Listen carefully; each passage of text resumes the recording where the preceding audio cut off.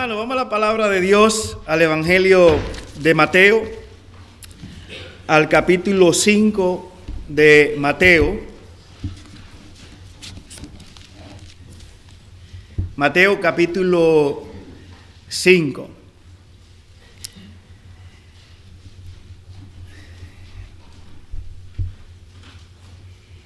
Vamos a continuar con esta serie de exhortaciones basada en el Sermón del Monte.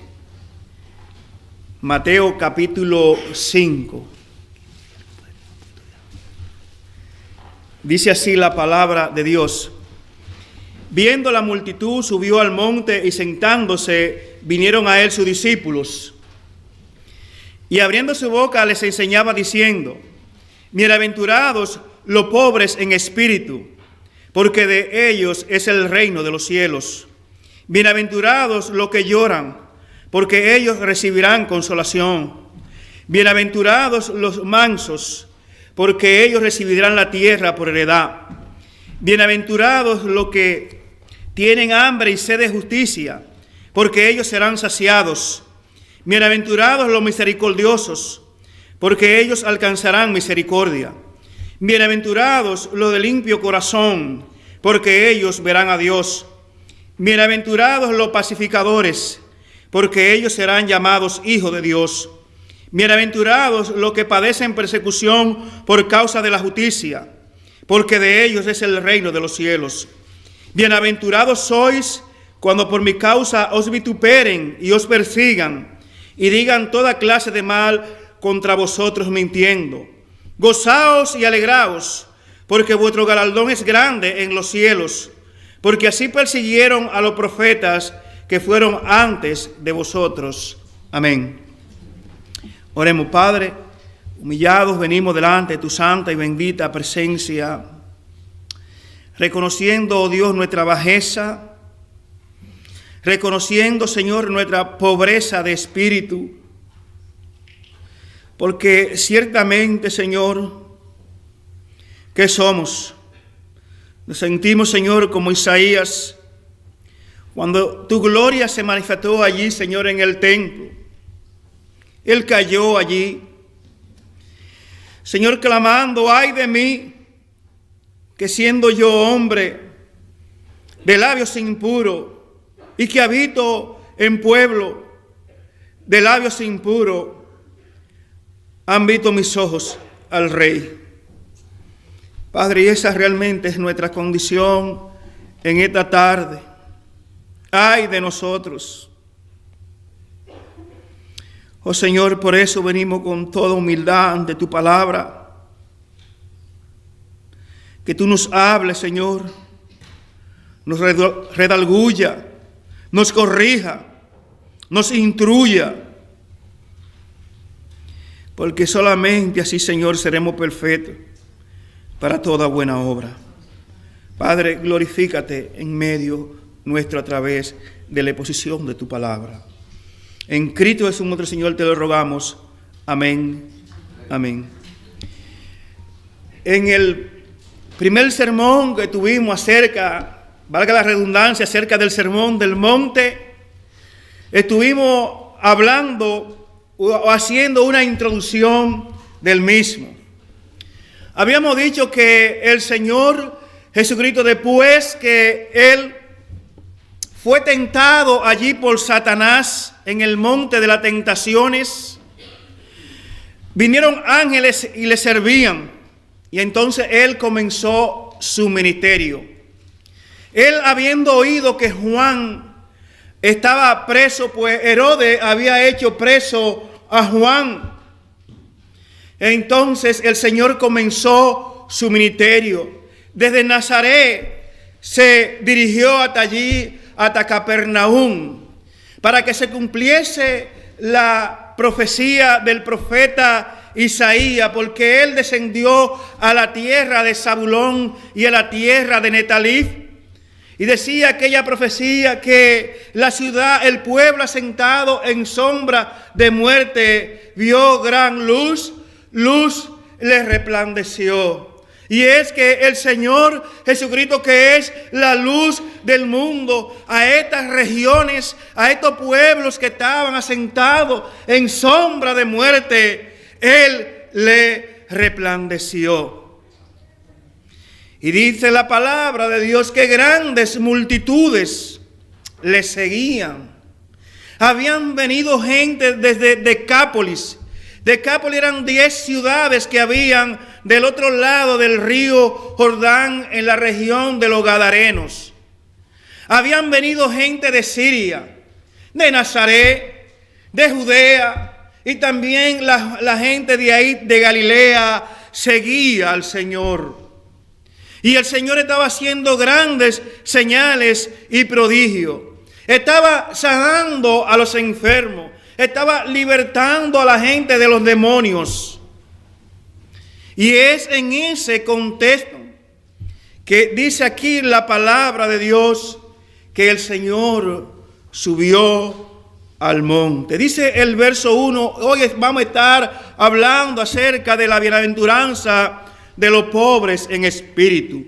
Ahora dice el verso 1, viendo la multitud, subió al monte y sentándose vinieron a él sus discípulos. El Señor vio a la multitud.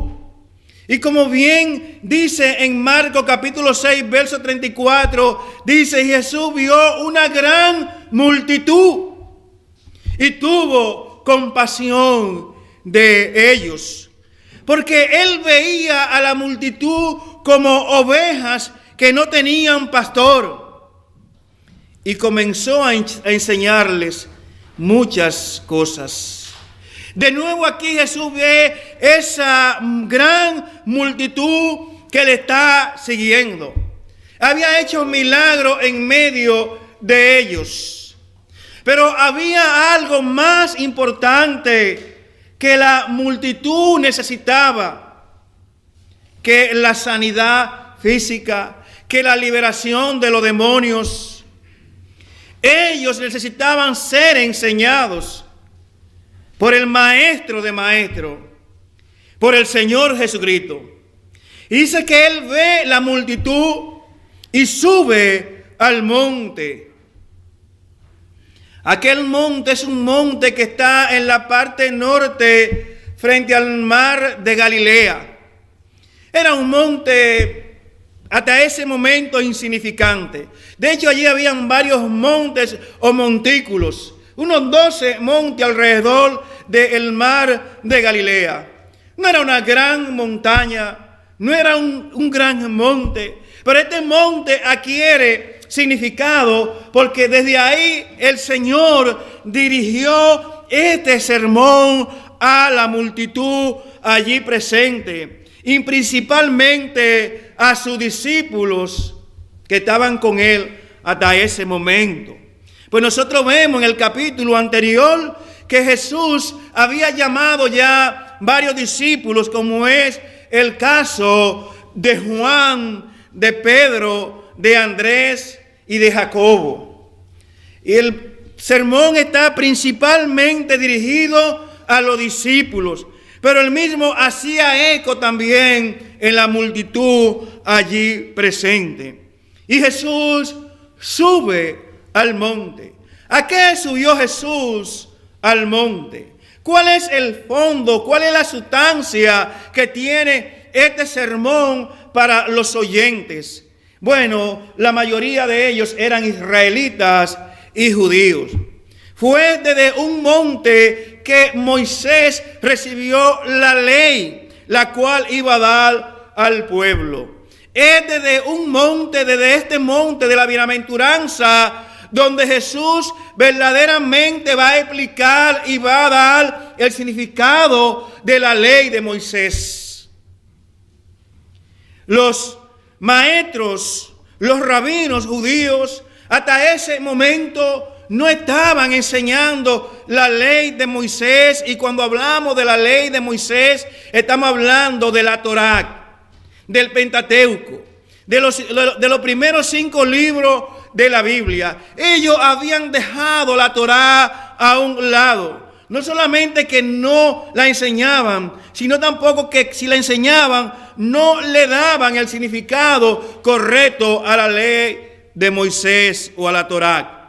En cambio, los rabinos estaban enseñando de otro libro llamado el Talmud. ¿Qué era el Talmud?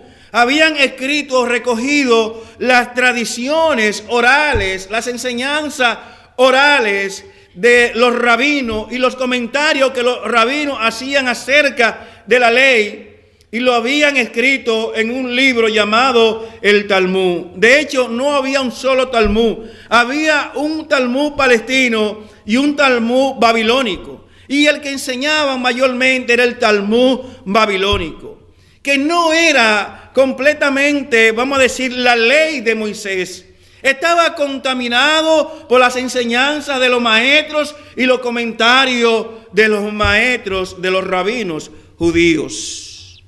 Hermano, al igual que hoy día, en muchos lugares no se predica fielmente la palabra de Dios. Se enseñan doctrinas de hombres.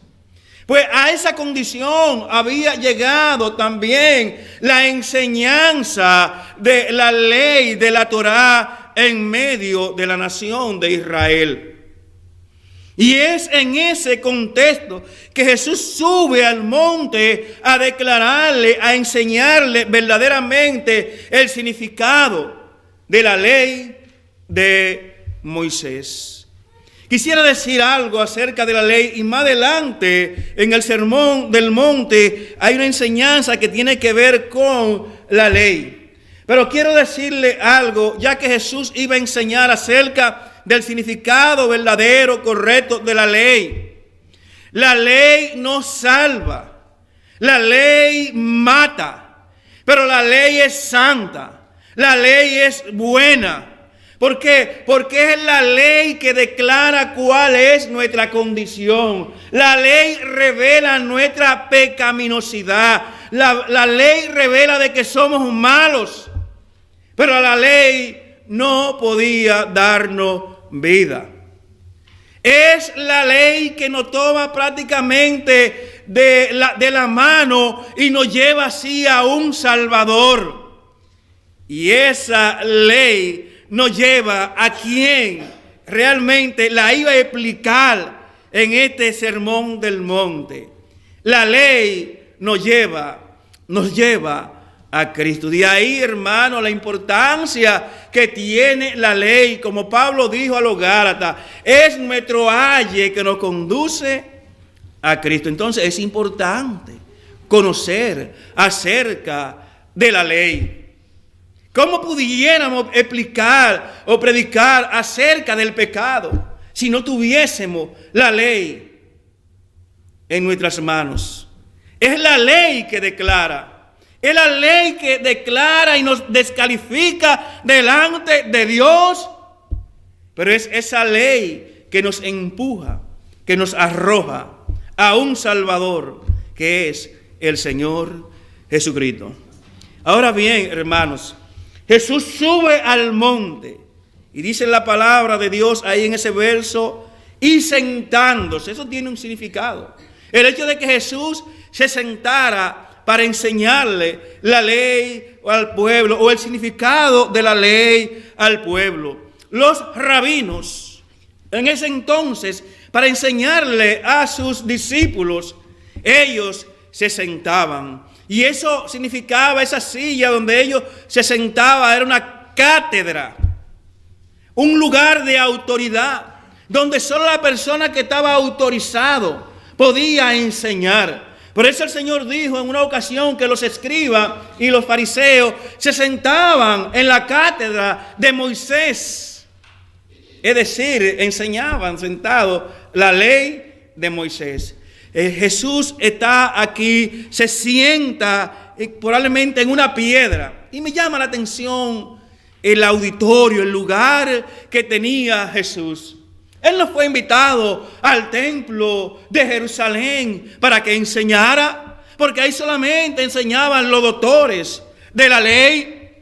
Él subió allí a un monte Pero qué especial era ese lugar. El Señor sentado, la brisa soplando a aquel lugar. Me imagino el ambiente, era un ambiente refrescante. Toda la gente allí sentada y muy cerca de él estaban los discípulos. El Señor abre su boca, alza su voz, pero la brisa se encarga de llevar la voz a toda aquella multitud que estaba allí. Allí, hermano, la voz del Señor amplificada. Todo el mundo podía escucharla claramente lo que el Señor estaba enseñando. Pero también el hecho del Señor estar allí sentado hablaba de la autoridad que Él tenía para enseñar. Y por eso dice al final de este sermón, dice que el Señor, terminando el sermón, dice que la multitud estaba admirado de la enseñanza de Jesús. Dice en Mateo 7, 28 y 29, que es la parte final del sermón, dice: y cuando terminó estas palabras, es decir, el sermón, la gente se admiraba de su doctrina, porque les enseñaba como quien tiene autoridad y no como los escribas. La gente estaba maravillada, estaba electrizada. ¿Qué predicador más grande es este? Por primera vez ellos estaban escuchando un predicador que verdaderamente llegaba al corazón de sus oyentes. Así predicaba Jesús. La gente se admiraba y decía, la gente, ¿qué autoridad tiene en sus enseñanzas? Y como dije en el sermón anterior, él sí que tenía autoridad para enseñar. ¿Por qué? Porque Él es el verbo, la palabra encarnada de Dios. Estaba allí presente enseñando. ¡Qué privilegio más grande tuvo aquella multitud y todas las multitudes que tuvieron la oportunidad de escuchar a Jesús! ¡Qué privilegios más grandes tuvieron los discípulos de escuchar al Maestro de maestros! Estaba allí enseñando y le enseñaba con autoridad. Hermanos, si algo debemos tener los predicadores es autoridad. Que cuando la gente que esté escuchando ahí abajo no esté descalificándonos, porque vean que el mensaje de nosotros es inconsistente, porque puedan verificar o chequear que lo que estamos diciendo no se verifica con lo que nosotros vivimos. No fue así con Jesús. En una ocasión Él dijo: ¿quién de ustedes me redarguye de pecado? ¿Quién de ustedes me acusa de pecado? No había nada sobre lo cual pudiese acusarse al Señor. Entonces, hermano, habiendo visto esto como introducción al sermón del monte, vamos entonces ahora a hablar de las bienaventuranzas. Vamos a hablar un poquito de esta palabra que significa bienaventuranza. En hebreo es la palabra arek. Y en la traducción, como se tradujo esta palabra del hebreo al griego en la Septuaginta, es decir, que fue la traducción que se hizo del hebreo al griego del Antiguo Testamento, se traduce como la palabra Macarios. ¿Y qué significa esta palabra? Feliz, bendito, dichoso, afortunado, próspero. La verdad es que esta es una palabra hermosa, bella. Y es lo que cada uno de nosotros desearíamos ser. Macarios. Feliz, bendito, dichoso, afortunado, próspero. Es lo que el ser humano por naturaleza desea. ¿Verdad? Ser una persona feliz. Y cada uno de nosotros, de alguna manera u otra, estamos buscando la felicidad. Ahora, esta palabra, para definirla un poco mejor, Macarios se refiere a una felicidad interna, profunda, un sentido profundo y genuino de bienaventuranza. Es una felicidad que el mundo no puede ofrecer. No es producida por el mundo ni por las cosas del mundo. No es Macario no está sujeto al cambio de las circunstancias. Macario no está sujeto a que si hoy tenemos dinero o no tenemos dinero. Es una felicidad plena que no depende de las circunstancias como nos vamos en este mundo. Es vivir con una seguridad tal que no importa cuándo ocurra en nuestra vida, vamos a ser todo el tiempo felices. O sea, Macario no depende de lo que ocurre en el mundo, de que si la bolsa de valores subió o bajó, no en que si hay una crisis, que si hay una amenaza de guerra, no. Es una felicidad plena y que solamente viene de Dios. A eso se refiere esta palabra bienaventurado. El apóstol Pablo dice en Filipenses capítulo 4, verso 11 al 13. Fíjense que el apóstol Pablo vivió su vida, pero no estaba realmente condicionado por lo que pudiera ocurrir con él o que los hombres pudieran hacerle. Y él dice en Filipenses 4, 11, dice: no lo digo porque tenga escasez, pues he aprendido a contentarme cualquiera que sea mi situación. Sé vivir humildemente y sé tener abundancia. En todo y por todo estoy enseñado, así para estar saciado como para tener hambre, así como para tener abundancia, como para padecer necesidad. Todo lo puedo en Cristo que me fortalece. Hermano, Pablo había aprendido a ser un hombre bienaventurado, a ser un hombre feliz y no estaba condicionado a la circunstancia. ¿Qué diferencia con nosotros? Muchas veces nosotros nos vemos felices cuando todo va bien, cuando los vientos van soplando nuestra barca en la dirección en que nosotros queremos, cuando nos está yendo bien en el trabajo, cuando a nuestros hijos le está yendo bien en la escuela, cuando somos amados, cuando todo el mundo nos considera, cuando todo el mundo nos felicita. Bueno, pero cuando las cosas comienzan a ir mal, cuando falta la salud, cuando vienen los problemas con los adolescentes, esa edad que es bastante difícil, cuando vienen los problemas aún en la iglesia, cuando vienen los problemas en el trabajo, cuando el presupuesto hay que achicarlo porque no da, cuando hay deudas que hay que cumplir, entonces a nosotros se nos va la felicidad, se nos va el gozo. Pablo dijo que no. Él había aprendido a vivir cualquiera que sea su situación. No le importaba a Pablo. Llegaba a un sitio, usted va para la cárcel, ay, es que yo estoy bien, porque voy a tener la oportunidad también de predicarle a esos presos. El error del César fue ponerlo en el pretorio, que era la guardia especial del César. Pues Pablo le convirtió el pretorio a todos esos guardias que eran la élite del César. Pablo vivía felizmente porque era un hombre que había experimentado la gracia de Dios en su vida y el Señor le había enseñado a Pablo que su gracia era suficiente. Ahora, el hombre común, el hombre que no tiene a Dios en su vida, que no tiene una relación con Dios, él no puede encontrar satisfacción en las cosas de Dios.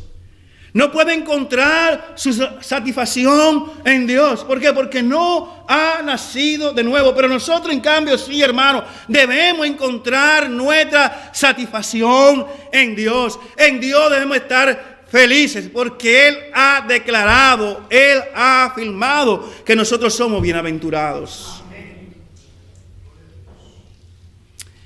Salomón fue un hombre, por si algún creyente está aquí pensando que él puede encontrar su felicidad fuera de Dios. en las cosas que este mundo ofrece.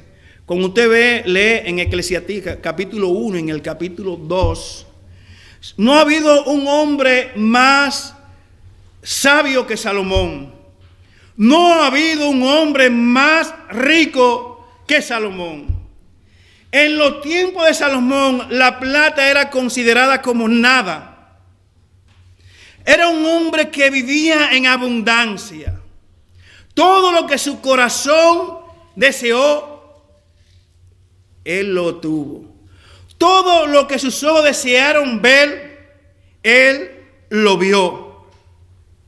Sin embargo, Salomón no pudo encontrar su felicidad en las cosas que este mundo ofrece.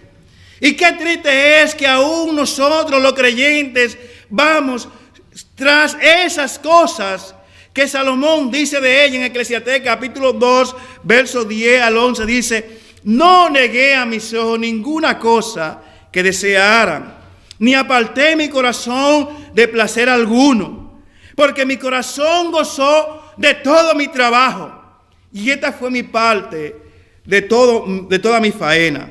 Miré luego yo todas las obras que también habían hecho mis manos, y el trabajo que tomé para hacerla. Y he aquí todo era vanidad y aflicción de espíritu, sin provecho debajo del sol. Hermano, todas las cosas que nosotros queremos agregarle a nuestra vida para tener un buen confort, para tratar de vivir una vida mejor, para tratar de ser feliz, todas esas cosas Salomón las obtuvo y terminó diciendo: vanidad de vanidades, todo es vanidad. Nosotros nos esforzamos tanto y dejamos el pellejo trabajando, descuidamos nuestras responsabilidades familiares, nuestras responsabilidades eclesiásticas, yendo detrás de esas cosas que Salomón dijo: vanidad de vanidades, todo es vanidad. Alguien de lo presente aquí quiere superar a Salomón, nunca va a poder superarlo, nunca va a tener las riquezas que Salomón tuvo, nunca le va a dar placer a tu corazón como Salomón se lo dio al de él. Miren, Salomón tuvo qué sé yo cuántas mujeres. Era un hombre que no sé de qué estaba hecho, pero era un hombre que se hizo de todo, mandó a buscar caballos, se hizo de una gran caballería. Todo cuanto sus ojos desearon, él lo tuvo. Y él termina diciendo: vanidad de vanidades, todo es vanidad. Miren el hombre rico. Él trató de buscar su felicidad en las cosas materiales. En Lucas capítulo 12 habla allí de ese hombre. Y él se construyó nuevo granero y lo llenó y dijo: alma mía, muchos bienes tiene, come, goza, regocíjate, reposa. Y el Señor le dice: necio, no saben que esta noche vienen a buscar tu alma. Y lo que tú has prosperado, ¿de quién será? Lo grande es, hermano, que usted se mata trabajando y deja una gran fortuna, deja qué sé yo cuántas propiedades y deja una guerra entre los hijos. Después se están matando. Y si la esposa es joven, anda uno por ahí que está mirando la oportunidad, anda de cacería. Ah, no, esta sí. Y no importa, porque hay tigres evangélicos también que andan en eso. Y lo voy a decir, y perdonen la expresión, una expresión muy dominicana. Perdonen, no quiero ofender a nadie, pero hay muchos que no son convertidos de verdad, que están ahí, son lobos. Y andan buscando una oportunidad así. Así. Ahora, hermanos, el Señor Jesucristo aquí nos va a declarar en estas 7 bienaventuranzas, algunos dicen que son 8, otros 9, lo que realmente es un hombre bienaventurado. Y vamos a ver entonces, ya vamos a entrar a la primera bienaventuranza. En esta vamos a ver lo que es y lo que no es un hombre bienaventurado en espíritu. Vamos a ver también ya en el último punto, es como un test, un examen que nos va a permitir conocer a nosotros si realmente, hermanos, nosotros reunimos las características de que somos personas bienaventuradas. Y la he tomado del puritano Thomas Watson, que escribió un libro acerca de la bienaventuranza. Lamentablemente el libro está en inglés y yo lo bajé en PDF y traté de hacer ahí una traducción con Google Translate y no venía, pero buscando, encontré a alguien que me pareció que su traducción era mejor que la que había hecho Google Translate, y esa fue la que traje. Entonces, en el tiempo que nos resta, vamos a ver realmente en qué consiste esta bienaventuranza. Los pobres en espíritu. Señor dice aquí, bienaventurados los pobres en espíritu, porque de ellos es el reino de los cielos. Qué extraño esto. Las personas que estaban allí probablemente escuchando a Jesús decían, pero ¿cómo si el Mesías que estábamos esperando, aquel que iba a libertar a Israel, aquel que nos iba a proveer de todas las cosas materiales que necesitamos, comienza su discurso diciendo, bienaventurados los pobres en espíritu? Había allí una contradicción probablemente para la gente que estaba escuchando a Jesús. Me imagino que se veían algunos celotes allí que eran nacionalistas, estaban muy alterados. ¿Qué Mesías es este que está llamando que son bienaventurados los pobres en espíritu? Nosotros aquí estamos sufriendo bajo la garra del imperio romano. Y tú dices que son bienaventurados los pobres en espíritu. Vamos a ver, hermano, lo que es, primeramente, lo que es no ser pobre en espíritu. Y en segundo lugar, vamos a ver lo que sí es verdaderamente ser pobre en espíritu. Esta palabra pobre que se utiliza aquí es una palabra griega llamado tokos. Hay otra palabra también que se usa para describir lo que es pobre, que es la palabra penés. Pero hay una diferencia entre estas dos palabras.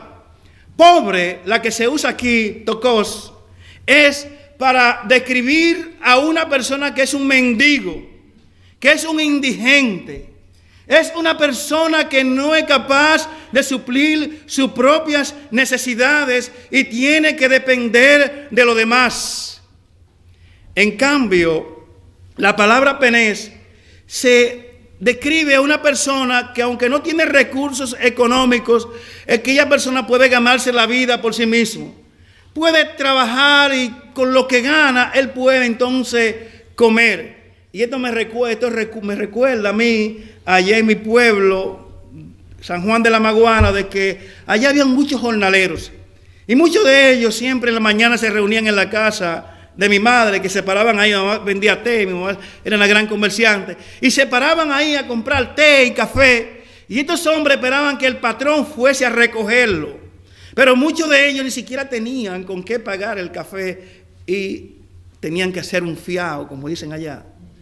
Pero ¿qué ocurre? La familia de muchos de ellos no comían hasta que aquel jornalero regresaba con el dinerito que se ganaban para poder la esposa ir al colmado y comprar algo para la familia. Esto hace referencia, esta palabra penés, a ese tipo de pobre. Ahora la toskos, que es la primera palabra y la que el Señor usa aquí, hace alusión a una persona que es un mendigo. Y la palabra en el original significa agacharse, encogerse, como tratar de ocultarse. Y es que los mendigos muchas veces le da vergüenza que lo identifique quiénes son y se tapan su cara y con la mano aquí en la cara, con la otra atiendan para que le den algo. Esa es la palabra que se usa aquí, que el Señor Jesucristo usa aquí para describir lo que es un pobre en espíritu. Es una persona que se siente humillada producto de su pobreza. Es un indigente. Es una persona que depende de lo demás. Es la palabra que se usa en Lucas 16 para hablar de Lázaro. Lázaro era así, era un mendigo. Ahora el Señor dice aquí, bienaventurados los pobres en espíritu. Quisiera decir, hermano, que aquí el Señor no se está refiriendo a una persona que sea pobre materialmente. La pobreza, hermano, y la riqueza material no son virtudes cristianas. No es a eso que el Señor se está refiriendo. La pobreza y la riqueza no es una virtud cristiana. El Señor no está diciendo que es bienaventurado el que es pobre materialmente hablando, para que tengamos eso claro. Ni tampoco la riqueza es una virtud cristiana. Todo eso se queda aquí en la esfera de este mundo. No crea que con tus riquezas también puede entrar al cielo y puede agradar a Dios, aunque en la Biblia encontramos muchos hombres que fueron ricos, como el caso de Abraham, el caso de David, el caso de Job, el caso de, en el Nuevo Testamento también encontramos algunos ricos, Filemón. O sea, pero los ricos que son cristianos deben usar bien entonces su riqueza, deben usarla para la extensión del reino de Dios. Ahora, también aquí, esta palabra de ser pobre en espíritu no se refiere a una persona que ha hecho algún voto de pobreza. Y lamentablemente en la historia de la iglesia esta fue una doctrina que se metió en la historia de la iglesia y que habían gente que hacían votos de pobreza. No es a eso que el Señor se está refiriendo, a que tú hagas un voto de pobreza. Por ejemplo, tenemos el caso de San Antón o San Antonio, ese santo que la Iglesia Católica venera, San Antonio de Abad. Este fue un hombre que él hizo un voto de pobreza y él tenía recursos. Y él agarró y tomó sus recursos y los repartió a los pobres. Se fue al desierto a vivir porque no quería contaminarse con las cosas del mundo. Y así vivió pobremente porque encontraba en la pobreza material una virtud cristiana. Y no es así. El hecho de que tú te hagas pobre materialmente, tú no vas a ganar la gracia de Dios con eso, ni tampoco la va a ganar siendo rico. Otro más que hizo un voto de pobreza fue San Francisco de Asís. Algunos aquí lo conocen, San Francisco de Asís. Mi mamá a veces lo adoraba, San Francisco de Asís. Yo me recuerdo de eso. Y se ponían una cosa marrón, una bata marrón y le encendían vela. Ese santo, San Francisco de Asís, él hizo un voto de pobreza. Eso fue por los años 1200. Él era hijo de un acaudalado comerciante, pero él vio en la pobreza una virtud y él renunció a toda la riqueza de su padre para dedicarse a eso porque vio una virtud cristiana. Pero hermano, estas acciones de los votos de pobreza de San Francisco de Asís, de San Antonio, San Antonio fue en el año 200 por allá por Egipto, ¿saben? Fue una doctrina errada que se infiltró a la iglesia. De hecho, no es extraño que ustedes ven que los países católicos son más pobres o eran más pobres que los países que luego abrazaron el protestantismo. ¿Por qué? Porque había algo errado en su doctrina, como la hay todavía al día de hoy. En los tiempos de John Wycliffe fue uno de los precursores de la Reforma. Él estuvo con un enfrentamiento con unos frailes que estaban allá en Oxford, Inglaterra. John Wycliffe fue un sacerdote, un fraile que se preparó, que tradujo la Biblia al inglés, y esto lo trajo un enfrentamiento con el papado. Pero había allí unos frailes que no querían que la gente tuvieran conocimiento, que aprendieran, que estudiaran porque ellos veían en la falta de educación y en la pobreza una virtud cristiana. Miren qué cosa esa. Y estos frailes enfrentaron a John Wycliffe. Ellos decían que el Señor Jesucristo era un mendigo y que los apóstoles también eran mendigos. En ninguna parte de la Biblia señala que el Señor Jesucristo era un mendigo, que él estuviese pidiendo, mendigando pan, ni los apóstoles.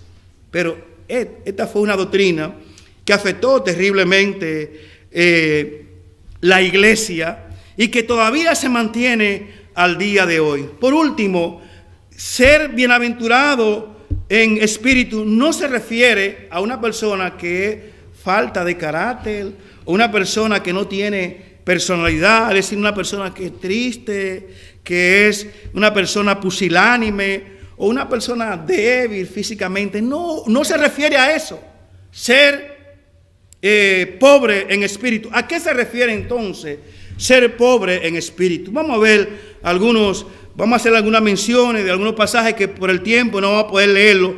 Ahora, una persona en espíritu es una persona pobre en espíritu, es una persona que depende totalmente de Dios para su salvación y para la satisfacción de su alma.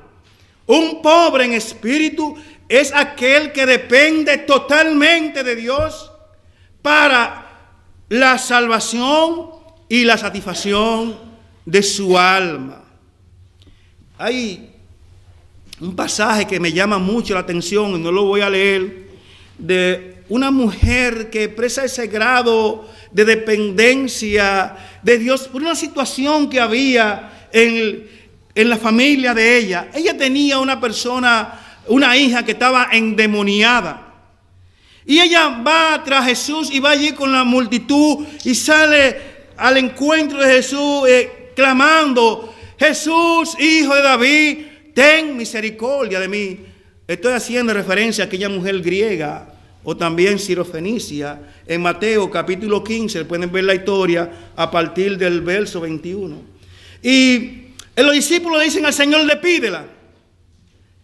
Pero la mujer sigue detrás de ellos.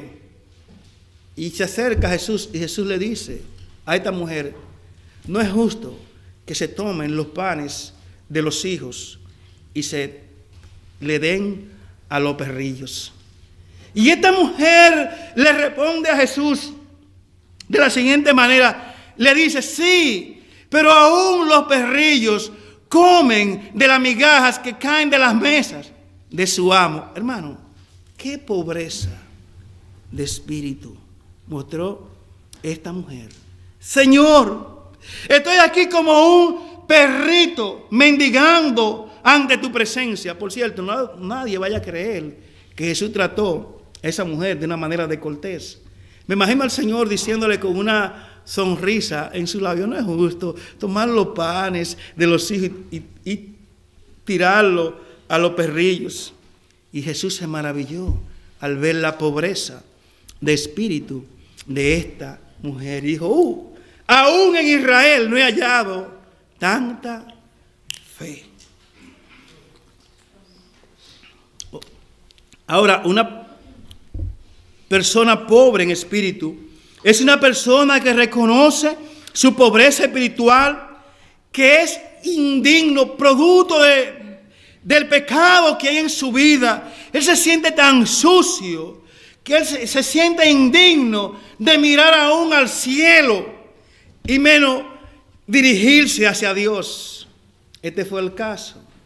El Señor Jesucristo, que da testimonio de los dos, el fariseo y el publicano, que subieron al monte a orar. Lo pueden ver en Lucas capítulo 18, verso del 9 al 18. Allí subieron dos hombres a orar, un fariseo y el otro publicano. Y el fariseo se desbordó y oraba consigo mismo diciendo: Señor, pero mire, oraba consigo mismo: Señor, yo doy diezmo de todo, yo ayuno, ¿verdad?, cada semana, y aún no soy como este publicano, si no soy un ladrón como este.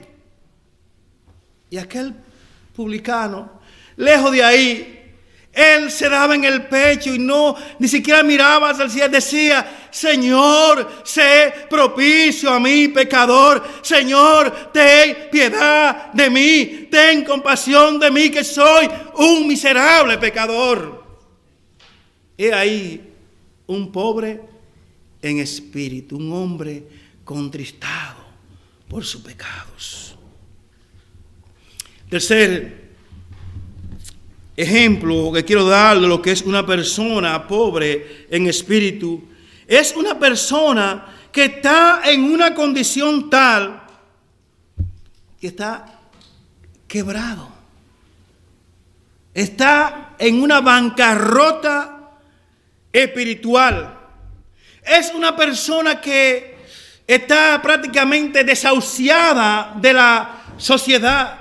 Es una persona que, producto de la pobreza espiritual, del pecado que hay en su vida, él sabe que él no merece absolutamente nada. Está en bancarrota espiritual. Este es el caso de la parábola que el Señor narra allí en Mateo capítulo 18, del verso 23 al 35, que habla de un siervo. Había un rey que llamó a cuenta a sus siervos y se presentó el primero, y este le debía 10,000 talentos de oro al rey.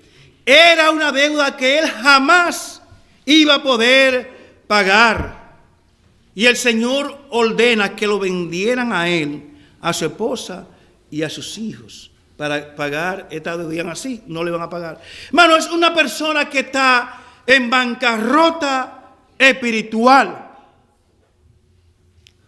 Hermano, nosotros también estábamos así. Un pobre en espíritu es cuando él reconoce que está en bancarrota, que está quebrado delante de Dios, no tiene con qué pagar. ¿Con qué podemos pagar nosotros el precio de nuestras iniquidades?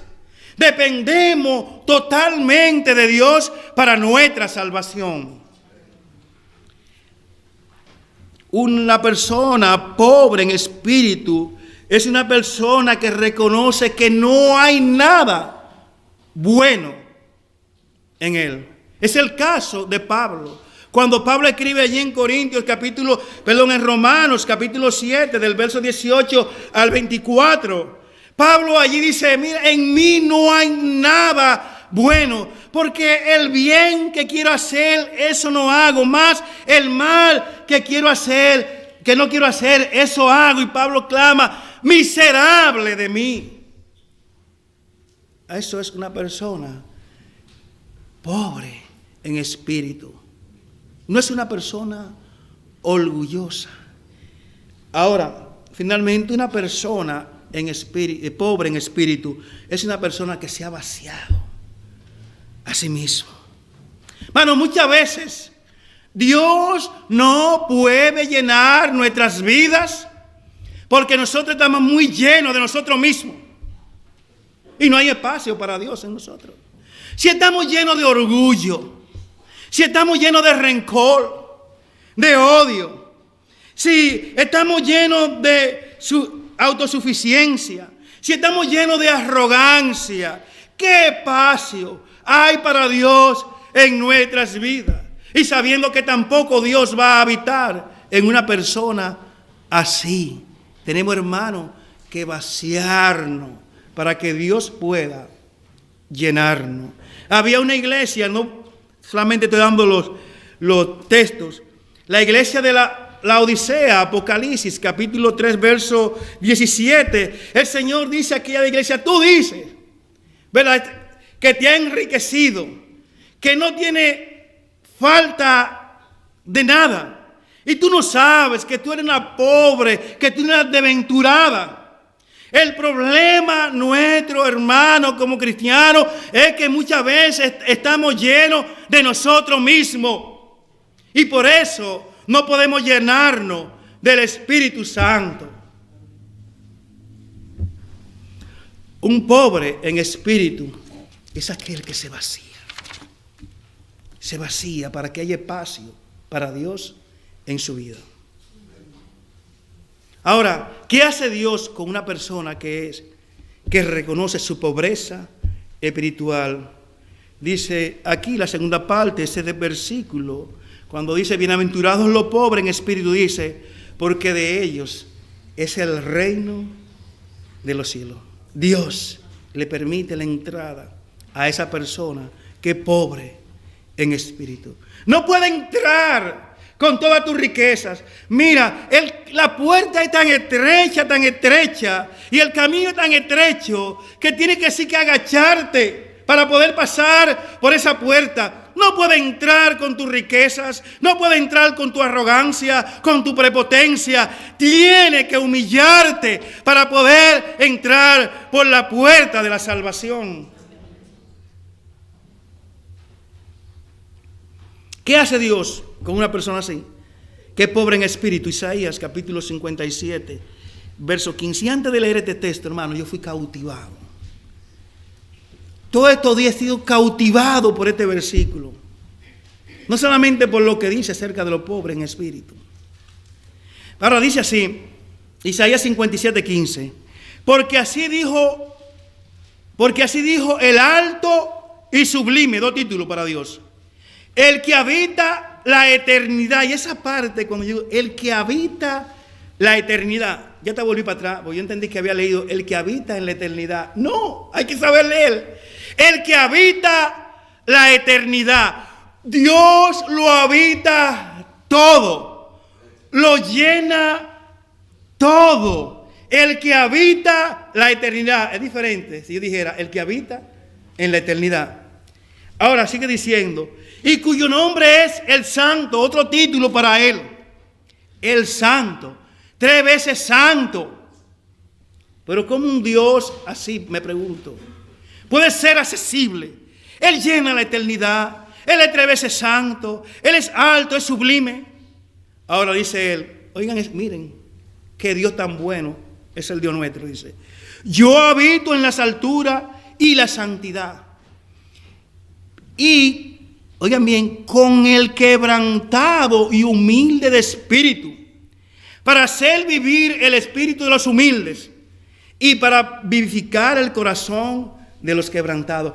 Un Dios tan grande así, tan sublime, tan excelso, hermano, Él está dispuesto a venir y habitar con los pobres de espíritu, con los humildes. Y para mí eso fue algo grandioso. Ese versículo me cautivó por varios días. Digo, porque Pablo dice a Timoteo, aquel que habita en luz inaccesible, Él se ha hecho accesible a nosotros a través de Cristo Jesús.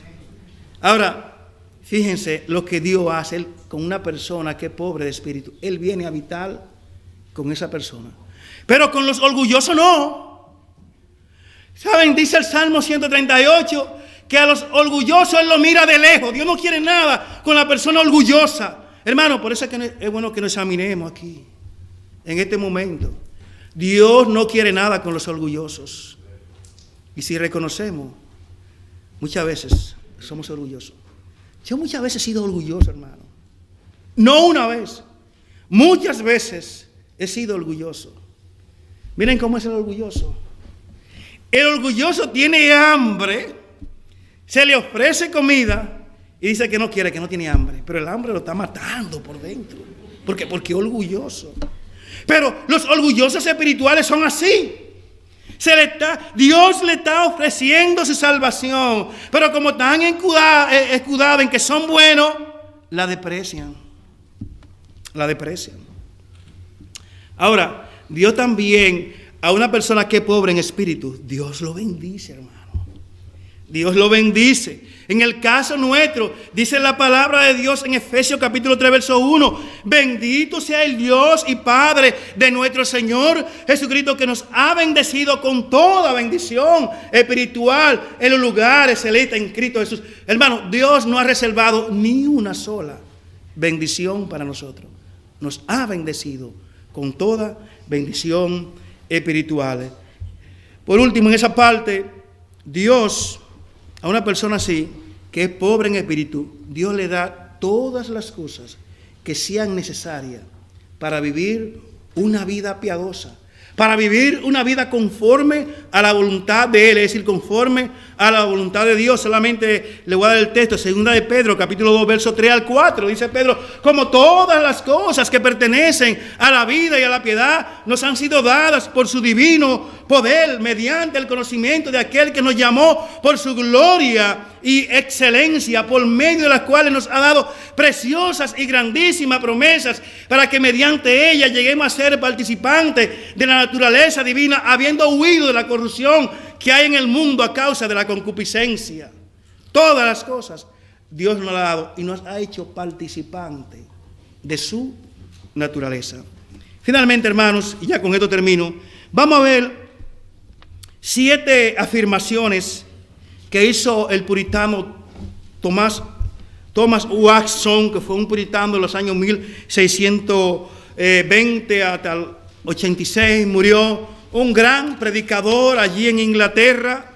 Y cuán bueno es, hermano, leer acerca de los puritanos. Y Thomas Watson escribió varios libros, como es el libro acerca del Padre Nuestro, que ese lo tengo, un excelente libro de los 10 mandamientos, hay otro más, pero él escribió y no se ha traducido al español. Pero miren, esto que él dice aquí nos va a ayudar a determinar cómo es realmente nuestro espíritu, si tenemos un espíritu pobre.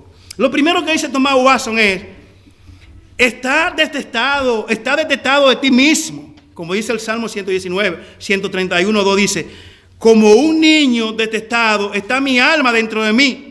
Cuando eres pobre en espíritu, no te enfocas en ti mismo, sino en glorificar a Dios y ministrar a otro. Cuando somos pobres en espíritu, no nos enfocamos en nosotros mismos, sino en glorificar a Dios y en ministrar a otro. El programa es nuestro, hermano. Usted quiere saber si nosotros somos pobres en espíritu.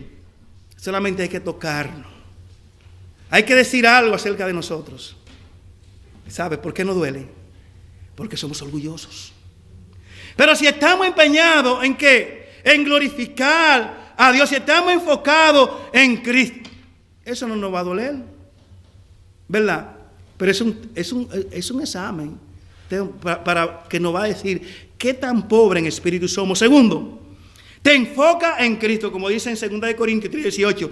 Dice que los creyentes miramos a cara descubierta como un espejo la gloria del Señor. Somos transformados de gloria en gloria en la misma imagen como por el Espíritu del Señor. Cuando eres pobre en espíritu, la maravilla de Cristo te cautiva.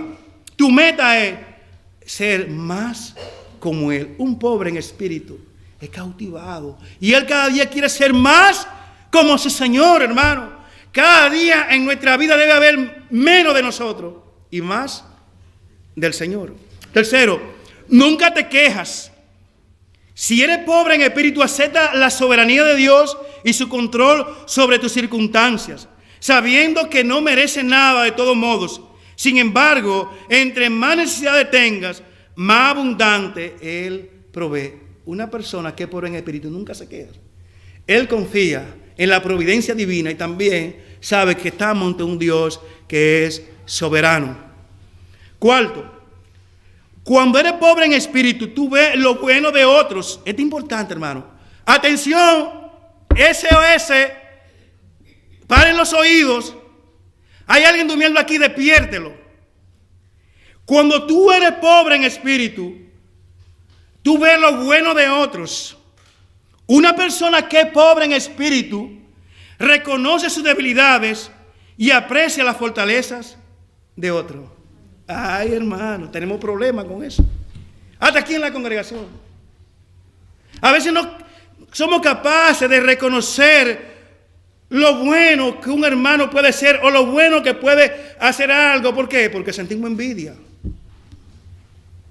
Sentimos envidia, hermano. Y es algo de la carne y tenemos que reconocerlo. ¿Usted nunca ha sentido envidia? No sea mentiroso. ¿Usted ha sentido envidia alguna vez en su vida? Yo he sentido envidia. Sí, hermano. No reconocemos al otro. Hermano, cuando tú eres pobre en espíritu, tú eres una persona que reconoce tus debilidades y aprecia las fortalezas de otro. Quinto, pasa más tiempo en oración. La característica de los mendigos es mendigar. Así que constantemente está en la presencia de Dios buscando su fortaleza y bendiciones. Un pobre en espíritu, miren lo que hace. Pasa constantemente en oración, siempre está orando porque sabe que depende de Dios. No depende de los hermanos, depende de Dios. Hermanos, cuando nosotros somos hombres y mujeres de oración, entonces somos personas que somos pobres en espíritu. Sexto, sigue a Cristo en sus términos. Aquellos que son pobres en espíritu, lo dan todo para agradar a Cristo, mientras que el pecador orgulloso simplemente quiere añadir a Cristo a su estilo de vida pecaminoso. Oigan bien, cuando tú eres un pobre en espíritu, tú no le pones término al Señor, tú lo sigues a Él en su término. A veces nosotros queremos poner el término al Señor. Yo te voy a seguir, pero yo no puedo dejar esto, Señor. Yo te voy a seguir con Él bajo estas condiciones. Un pobre en espíritu no pone condiciones. Acepta humildemente todos los términos del Señor Jesucristo. Él dijo, si alguno quiere venir en pos de mí, toma su cruz y sígame. Y hay muchas cosas que tiene que dejar, pero nosotros queremos arrastrar con esas cosas, queremos ser cristianos y queremos seguir siendo mundanos. No puede entrar por la puerta estrecha con tu mundanalidad, no puede pasar por la puerta estrecha, tiene que dejar tu mundanalidad y tu canchancheo que tiene con el mundo. 7, la última, adoras y agradeces a Dios. Cuando eres pobre en espíritu, estás lleno de alabanza y agradecimiento por la maravillosa gracia de Dios, la cual sobreabunda en ti a través de Cristo. Un pobre en espíritu, agradece a Dios por todo, por las pruebas, por las tribulaciones. Como decía un hombre que partió a la presencia de Dios hace muchos años, que fue el fundador de la obra allá en los Santos Domingos, Miterazzi. Sí, Dios nunca me faltó. Es verdad que a veces no había la margarina o la mantequilla para poner el pan, pero tenía el pan y era agradecido. Nosotros somos tan quejones, hermano. Un pobre en espíritu es una persona que es agradecida. Finalmente, hermano, yo termino. Debemos preguntarnos cuál es nuestro estado espiritual delante de Dios. ¿Somos pobres espirituales o somos orgullosos espirituales? Y usted dirá aquí, hermano Manuel, estoy aquí, reconozco que he buscado la felicidad en lugares o en cosas equivocadas. Yo quiero ser feliz. Quiero ser un bienaventurado, como el Señor comienza con estas enseñanzas acerca de la bienaventurada. Bueno, hay un camino para tú ser bienaventurado. Hay un camino para tú ser un pobre en espíritu, entrar a esta bienaventuranza. Fíjense, la primera bienaventuranza tiene su importancia, porque esta es la fundamental. Sobre esta se van a edificar las demás bienaventuranzas. Solamente tiene que hacer algo si tú quieres ser una persona bienaventurada. El Señor Jesucristo comenzó su ministerio diciendo: arrepentidos, porque el reino de los cielos se ha acercado. Si en esta tarde tú vienes en arrepentimiento al Señor, tú puedes entrar al reino de los cielos. Tú puedes disfrutar de toda esta bienaventuranza de la que el Señor habla aquí en su palabra. Hermanos, examinemos nuestras vidas. Si no somos pobres en espíritu, busquemos que esa bienaventuranza sea una realidad en cada uno de nosotros. Amén. Padre, te damos gracias por tu palabra, Señor. Padre, tu palabra no vuelve vacía. Tú sabes, Señor, que de esto que he hablado, también tu siervo necesita mucho de eso. Necesito, Señor, ser más pobre en espíritu. Padre, y los hermanos que están aquí, que también han reconocido eso en su vida, ayúdanos, Señor, para cada día manifestar y expresar a través de nuestras vidas, no de labios, de esa pobreza espiritual. Gracias, Señor, te damos en Cristo Jesús. Amén.